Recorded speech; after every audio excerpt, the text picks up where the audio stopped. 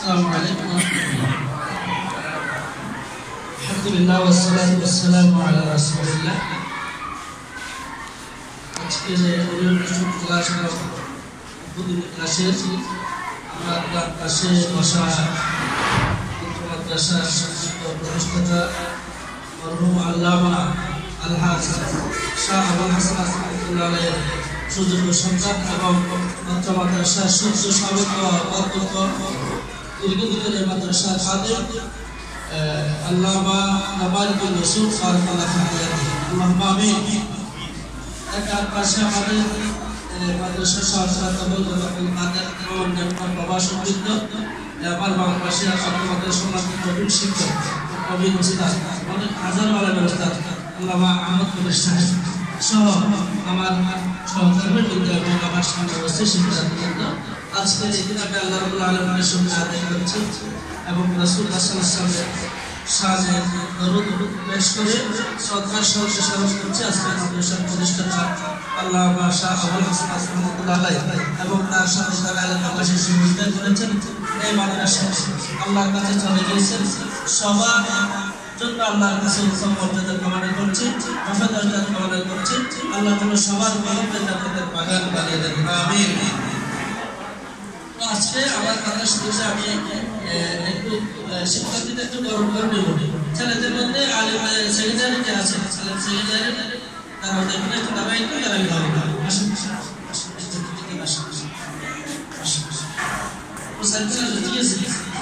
ফুল নিয়ে যাও, তারা নতুন আসে তাদেরকে গরম করেন। সেকেন্ডারি পিছনে কারা আছে মেয়েরা কয়েকজন আসুন, সেকেন্ডারি কারা আছে আসুন কয়েকজন আসুন।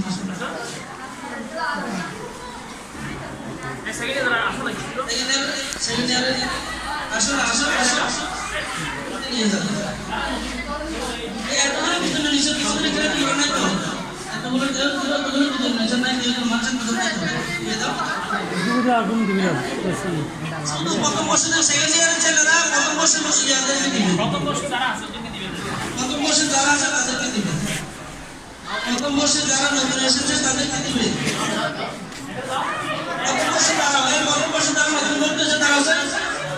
প্রথম বর্ষে যারা নতুন করতে হয়েছে তারাও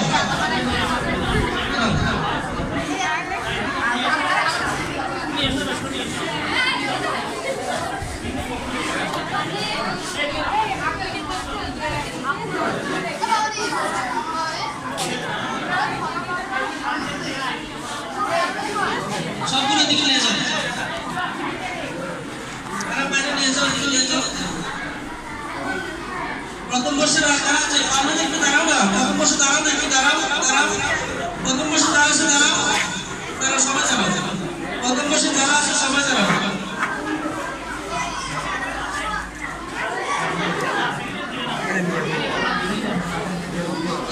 ঠিক আছে, একটা বসো বসো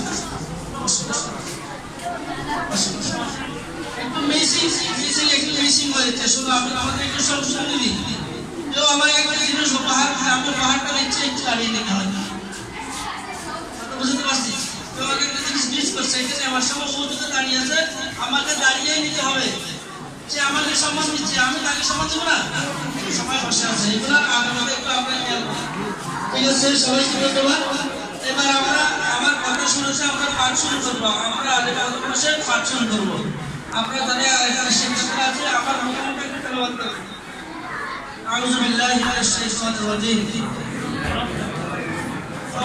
সবাই ছেলেদের ওরাও বলবে, সমস্যা কি? আউযু বিল্লাহি মিনাশ শাইতানির রাজিম। বিসমিল্লাহির রাহমানির রাহিম। আলহামদুলিল্লাহি রাব্বিল আলামিন। আর রাহমানির রাহিম। মালিকি ইয়াউমিদ্দিন। ইয়াকা না'বুদু ওয়া ইয়াকা নাস্তাঈন। اهدنا الصراط المستقيم صراط الذين أنعمت عليهم غير المغضوب عليهم ولا الضالين. بسم الله الرحمن الرحيم. يا أيها الناس اتقوا ربكم الذي خلقكم نفس واحدة وخلق منها زوجها وبث منهما رجالا كثيرا ونساء وبث منهما رجالا كثيرا ونساء واتقوا الله الذي تساءلون به والأرحام إن الله كان عليكم رقيبا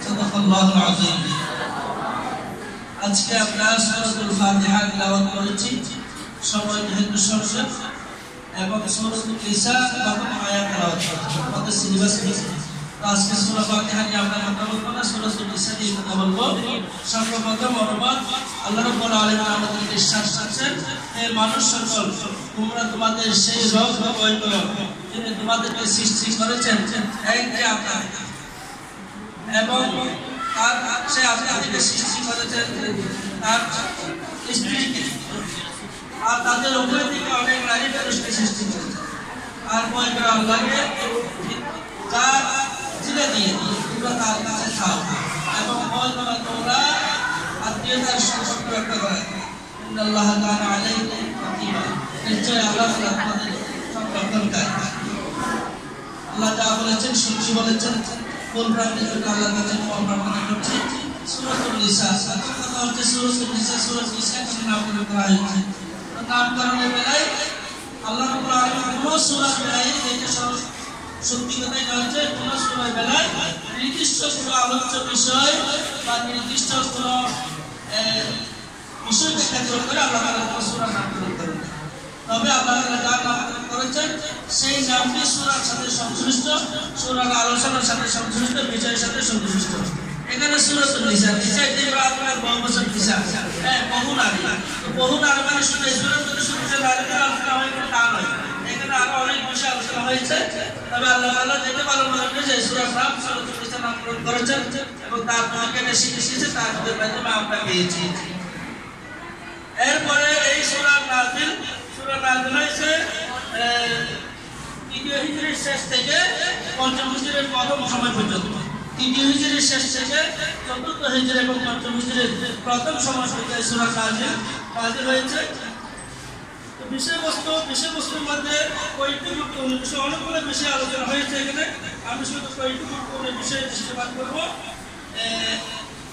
মদিনা মুনাওয়ারায় যাওয়ার পর প্রথম দিকে যখন আল্লাহ নবী সাল্লাল্লাহু আলাইহি ওয়াসাল্লাম সাহাবায়ে মক্কায় ছিলেন তখন শুধুমাত্র ঈমান তাওহীদ আখিরাত রিসালাত এই সংক্রান্ত আয়াতগুলো সেখানে নাযিল হয়েছে আল্লাহর হাদিসের পরিচয় সম্পর্কিত আলোচনা হয়েছে জীবন পরিচালনার জন্য বিস্তারিত কোনো দিন নির্দেশনা মক্কা মুকাররমায় নাযিল হয়নি মক্কা মুকাররমায় যাওয়ার পরে সূরা বাকারা বা সূরা আলে ইমরান নাযিল হয়েছে এই সূরাতে মুসলমানদের জীবন পরিচালনার জন্য প্রাথমিক যে দিন নির্দেশনা দরকার এই দুই সূরা থেকে আবার আল্লাহ তাআলা এই সূরাটি নাযিল করেছেন এই সূরাতুল নিসার মধ্যে যে বিষয়গুলো প্রধানত আলোচনা করা হয়েছে বলেছে পরিবার গঠনের নীতি বর্ণনা করা হয়েছে বিয়েকে বিধিনিষেধের আওতাধীন করা হয়েছে সমাজের নারী পুরুষের সম্পর্কের সীমা নির্দেশ করা হয়েছে ইয়াতীমদের অধিকার নির্দিষ্ট করা হয়েছে মিরাজ বন্টনের নিয়ম কানুন নির্ধারিত হয়েছে অর্থনৈতিক লেনদেন পরিশোধ করার ব্যাপারে নির্দেশ দেওয়া হয়েছে কর্ম বিবাদ বিবাদ পদ্ধতি শেখানো হয়েছে অপরাধের দণ্ডবিধি গড়ে তোলা হয়েছে মদ পানের উপর বিধিনিষেধ আরোপ করা হয়েছে তাহারত ও পাকপবিত্রতা অর্জনের বিধান দেওয়া হয়েছে আল্লাহ বান্দার সাথে সহস্র ঘনিষ্ঠ মানুষের কর্মধারা কেমন হতে পারে তা মুসলমানদের জানানো হয়েছে এগুলাই হচ্ছে ইসলামের মূল আলোচনার বিষয় আরো কিছু সংশ্লিষ্ট আলোচনা এখানে আছে আমরা ক্লাসে এই বিষয়ে বিস্তারিত আমরা করে নেব ইনশাআল্লাহ আল্লাহ আমাদের তৌফিক দান করুন আমিন আজকে পাঠ শুরু আমার শুরু কথাই যদি কই তবে তোমাদেরকে আমি বলবো আমাদের এই মাদ্রাসাটি অত্যন্ত পরিচিত এবং অত্যন্ত ঐতিহ্যবাহী একটি মাদ্রাসা দক্ষিণ চট্টগ্রামের সুনাম এই জন্য আমাদের এই সুনাম ধরনের তার জন্য চেষ্টা করতে হবে আমরা যারা আরেক ছেলেরা আছি যারা এখানে এসেছে তাদেরকে বলবো যে এই সুনামের সাথে সম্পর্ক রেখে আমরা আমাদের পড়াশোনা আমাদের চাল চলন আচার আচরণ এগুলো আমরা ঠিক থাকবো আর আজকে নতুন যারা এসেছে তাদেরকে মেসেজ দিতে চাই আমরা তোমাদেরকে একদম মুসলিম সুনামের হিসেবে করে তুলতে চাই মুসলিম সুনাগরিক হিসেবে গড়ে তুলতে চাই। আল্লাহ তাআলা বলেছেন ওয়ালা তাকুতুনা ইল্লা ওয়া আনতুম মুসলিমুন, তোমরা মুসলমান না হয়ে মৃত্যুবরণ করো না। তাহলে আল্লাহর এই কথাটা আমরা বুঝি যে মুসলমান নাম থাকলে মুসলমান হওয়া যায় না, মুসলমানের ঘরে জন্ম নিলে মুসলমান হওয়া যায় না, মুসলমান সমাজে বসবাস করলে মুসলমান হওয়া যায় না। মুসলমান হওয়ার জন্য চেষ্টা করতে হবে এবং মৃত্যু অবধি এই চেষ্টা অব্যাহত রাখতে হবে। আল্লাহ তাআলা আমাদেরকে যে বিধানগুলো দিয়েছেন, নবী সাল্লাল্লাহু আলাইহি ওয়াসাল্লাম আপনার যে নীতি আদর্শগুলো পেয়েছি, এগুলো যদি আমরা আমাদের নিজেদের ব্যক্তিগত জীবনে, পারিবারিক জীবনে যদি আমরা এগুলো বাস্তবায়ন করতে পারি, আমাদের জন্য ধারণ করতে পারি, কোরআন হাদিস, কোরআন ও সুন্নাহ যদি আমরা আমাদের জীবনে গাইডলাইন হিসেবে গ্রহণ করতে পালন করতে পারি, তবে আমরা একজন উত্তম মুসলমান হিসেবে আমরা নিজেদেরকে গঠন করতে পারবো। আল্লাহর কাছে মৃত্যুবরণ করার পর আল্লাহর কাছে একজন মানুষ না ওঠা পর্যন্ত কেউ বলতে পারবো না যে আমি মুসলমান ছিলাম। এটা শুধু মুখের কথা, আচার আচরণ দিয়ে প্রমাণ করতে হবে যে আমি আসলে মুসলমান ছিলাম কিনা। আমরা চেষ্টা করবো আল্লাহ তাআলার নির্দেশিত সেই নির্দেশ অনুযায়ী তোমাদেরকে একজন উত্তম মুসলমান হিসেবে গঠন করার জন্য আমাদের সর্বাত্মক চেষ্টা থাকবে।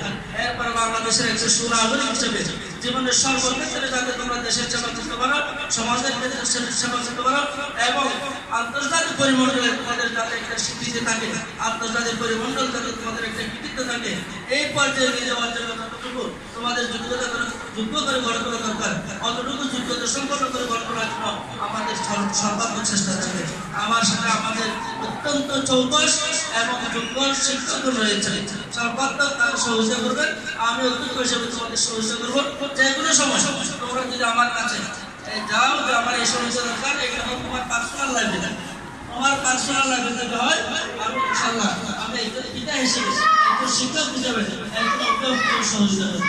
আমার তো শিক্ষার্থীকে সহযোগিতা লাগে, আমি একজন শিক্ষক হিসেবে সহযোগিতা করবো। তুমি যদি বলে যে আমার এই সমাজের এই সুবিধা, তাহলে আমি সমাজের ব্যক্তি হিসেবে আমি চাইবো যে আমার মেয়েকে, আমি চাইবো আমার মেয়েকে নিরাপদ থাকুক এবং সুষ্ঠুভাবে পড়ালেখা চালিয়ে যাবে এবং তার সে একজন যোগ্য নাগরিক হিসেবে গঠন, এইটুকু করার জন্য ব্যক্তি হিসেবে আমার তারা যা করার সময় ইনশাআল্লাহ আমি তা করার জন্য ওয়াদা করছি। আল্লাহ কবুল করুন। আজকে আমার কথা এতটুকুই, আমার কিছু ব্যস্ততা আছে, আমার পরবর্তী দিয়ে আমি আমার মাদ্রাসার সমাজ সাহেবের উপাধ্যক্ষ জনাব জামাল এবং ইউসুফ সাহেবকে আপনারা সম্বোধিত করার জন্য অনুরোধ করছি এবং প্রোগ্রাম শেষ হচ্ছে সালিয়ে নেওয়ার জন্য আমি আমাদের মাদ্রাসার সম্মানিত সহসভাপতি এবং জনাব মোল্লা আবুল কালাম সাহেবের সহযোগিতা কামনা করছি। জনাব আব্দুল কাদের সাহেব আছেন অনেক মানুষ, আমি প্রোগ্রাম শেষ হচ্ছে সুন্দর সুন্দর পরিচালনা করে নেওয়ার জন্য আমি জনাব আবুল কালাম সাহেব সহযোগিতা কামনা করছি। সহযোগিতা করবেন 10টার আগে শেষ করতে কথা বলা হয়, তাহলে আমরা ক্লাসে দিতে পারি। এই প্রোগ্রাম শেষ হচ্ছে তাদেরকে তোমাদের অনুরোধ জানিয়ে আমার সংক্ষিপ্ত বক্তব্য শেষ করছি। আল্লাহ আমাদের সামনে সেটা আপনাদের সুস্থ থাকুন। দেশ একটি পরিবর্তনের দিকে এসেছে, এখন পরিবর্তনের হাওয়ায় আমাদেরকে নিজেকে পাশে নিতে হবে না, আমাদের নিজেদেরকে পরিষেবা করতে চেষ্টা করতে হবে।